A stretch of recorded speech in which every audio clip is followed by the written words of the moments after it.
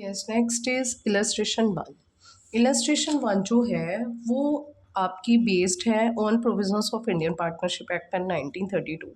अगर हमारे क्वेश्चन में डीड है फिर तो हम एज पर डीड करेंगे। जैसे डीड में लिखा हुआ है कि पार्टनर्स को जो इंटरेस्ट ऑन कैपिटल है वो 10% दे दो, जो हमारा पार्टनर ए है या बी है उसे इतनी सैलरी दे दो, जो भी लिखा होगा हम एज पर दैट पार्टनरशिप डीड करेंगे। But in case the partnership deed is absent, ठीक है ना, मतलब they do not have partnership deed. अगर पार्टनर्स की डीड नहीं होती तो किसके अकॉर्डिंग टू चलना है? As per the provisions of Indian Partnership Act 1932, ठीक है।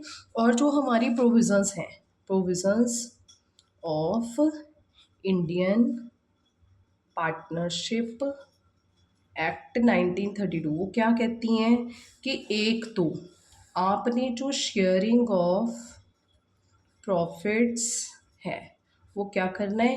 इक्वली करना है, ठीक है। और दूसरी बात, इंटरेस्ट ऑन लोन जो है वो अलाउड करना है to the partner at the rate of 6% per annum. बस ये दो चीज़ें करनी है। उसके अलावा जो सैलरी है, जो कमीशन है, जो इंटरेस्ट ऑन कैपिटल है और जो इंटरेस्ट ऑन ड्राइंग्स है, ये सारा कुछ ही नॉट अलाउड में आएगा, ठीक है। ये कुछ भी अलाउ नहीं करना। ना तो उस बंदे को सैलरी देनी है, ना कमीशन देनी है, ना इंटरेस्ट ऑन कैपिटल देना है, ना ही इंटरेस्ट ऑन ड्राइंग उससे लेना है। अगर आपके क्वेश्चन में एज पर द डीड लिखा हुआ है कि सैलरी दे दो, 5,000 दे दो, 10,000 दे दो, तब देनी है। नहीं लिखा, कुछ भी नहीं देना। कमीशन भी अगर लिखा हुआ है at the rate of 10% on net profit दे दो, या फिर 2,000 दे दो, 4,000 तो देनी है, अदरवाइज़ कुछ नहीं देनी।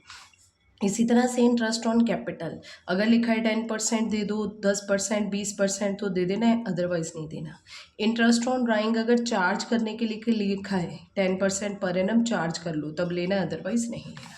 अब देखो नेक्स्ट है, कहते यहाँ पे अमर, करण, चारू 3 पार्टनर्स हैं, कोई पार्टनरशिप डीड नहीं है।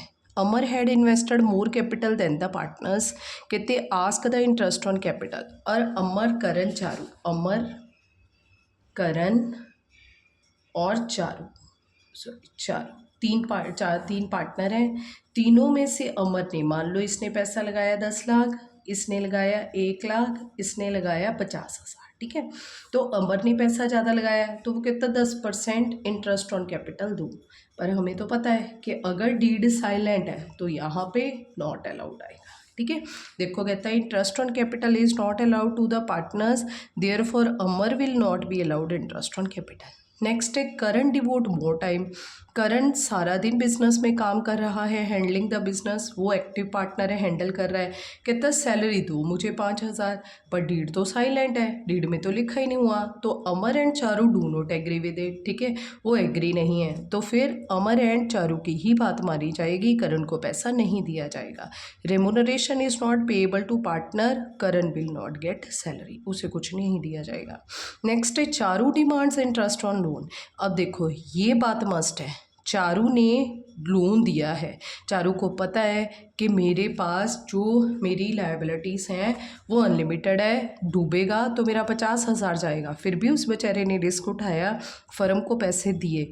तो फर्म का ये फ़र्ज़ बनता है कि अगर पार्टनर ने उसे पैसे दिए हैं, ठीक है, तो फर्म क्या करे, उसके बदले में उसे ब्याज दे, ठीक है। तो ये जो इंटरेस्ट है यहाँ पे चारू कह रहा है कि मुझे 12% इंटरेस्ट दो, क्योंकि मार्केट रेट 12% चल रहा है, बैंक जो है वो 12% ब्याज दे रही है। पर हमारे डीड में तो ऐसा कुछ लिखा ही नहीं था कि 12% देना, 18 देना है, तो हम कितना देंगे? 6% पर एनम ही देंगे। Next, Amar withdraw 10,000 from the firm. Amar ने ना विड्रॉ करवा लिया, 10,000 रुपये पैसे निकलवा लिए फर्म से, पर्सनल यूज़ मतलब ड्राइंग्स, ठीक है। करण एंड चारू डिमांड कर रहे हैं कि 10% उससे चार्ज करूँ, जब डीड में ही नहीं लिखा तो हम कुछ भी चार्ज नहीं करेंगे, ठीक है। तो interest on drawing by the partner will not be charged. Next है profit for the year before above claims, ठीक है। ऐसा क्वेश्चन एक पेपर में आया था, पर बच्चों ने पूरा ही क्वेश्चन ऐसे कर दिया, सिर्फ प्रॉफिट को ही बताया कि हमने इक्वली बांटना है, पर उसने अबव क्लेम्स की बात की है कि आपने पहले ऊपर वाले क्लेम्स देने हैं, ठीक है। अब देखो, सबसे पहले क्लेम में तो आ रहा है इंटरेस्ट ऑन कैपिटल, तो वो तो अलाउड ही नहीं है, देना ही नहीं, तो हमारा 50 का 50,000 रुपया ही रह गया प्रॉफिट में। फिर उसके बाद करण को देना था 5,000, इसे भी नहीं देना सैलरी का, ठीक है। पर जो चारू ने हमें दिया हुआ है इंटरेस्ट ऑन लोन, उसे तो हमें देना पड़ेगा, ठीक है। अब देखो इंटरेस्ट ऑन लोन कैसे निकालना है, 50,000 का टाइम पीरियड गिवन नहीं है ना, तो 50,000 का कितना देना है, 6%, कितना हो जाएगा, 3,000 हो जाएगा, ठीक है। तो 50,000 में से नेक्स्ट आ गया इंटरेस्ट ऑन ड्राइंग्स, तो ये भी हमने चार्ज नहीं करना क्योंकि हमारे पास पार्टनरशिप डीड नहीं है, ठीक है। तो इसमें से 50,000 में से सिर्फ कितना लेस होगा, 3,000, रह कितना गया, 47,000, ठीक है। अब देखो कहता profit for the year before the above claim was 50, Amar demand profit to be distributed in capital ratio, ठीक है। अब देखो, अगर हमने जैसे अपना क्वेश्चन लेट किया था कि अमर ने तो बिजनेस में पैसा लगाया 10 लाख, करण ने लगाया 1 लाख, चारू ने लगाया 50,000, तो कितना हो गया, 10:1 रेशो, सॉरी 10 रेशो, अगर ऐसे करें 10, 5 इसकी ले लें, 4 zeros, इसकी 10 और इसकी 100, ठीक है। तो यहाँ पे इसके अकॉर्डिंग टू कितना बन गया है, 20, तो ये रेशो बन गया। पर अगर हमारी डीड साइलेंट है, ठीक है, तो साइलेंट के अकॉर्डिंग टू हमने क्या करना है, provisions of Indian Partnership Act 1932 follow करेंगे, तो उसके अकॉर्डिंग टू प्रॉफिट शेयरिंग क्या होगी, equally, not in capital ratio, ठीक है। कैपिटल रेशो में हमने डिवाइड नहीं करना, तो इसके अकॉर्डिंग टू 47,000 को हमने डिवाइडेड बाय 3 करना है, तीनों को बराबर बांट देना है। लास्ट है, Karan wants to introduce his son, Karan कहता कि मेरा बेटा जो है वो फर्म में आए, Inder as a partner, Inder उसके बेटे का नाम है, कहता इंदर को आप करण पार्टनर के रूप में फर्म में ले लो। चारू ने ऑब्जेक्शन क्रिएट कर दी। अब देखो हमारे पास 3 पार्टनर हैं, तो इसके अकॉर्डिंग टू तीनों पार्टनर ही रेडी होने चाहिए थे, ठीक है। अगर हमारे तीनों पार्टनर रेडी नहीं हो रहे, कोई भी बीच में ऑब्जेक्शन क्रिएट कर रहा है, तो वो जो इंदर है वो कभी भी हमारी फर्म में नहीं आ सकता यहाँ पे, ठीक है।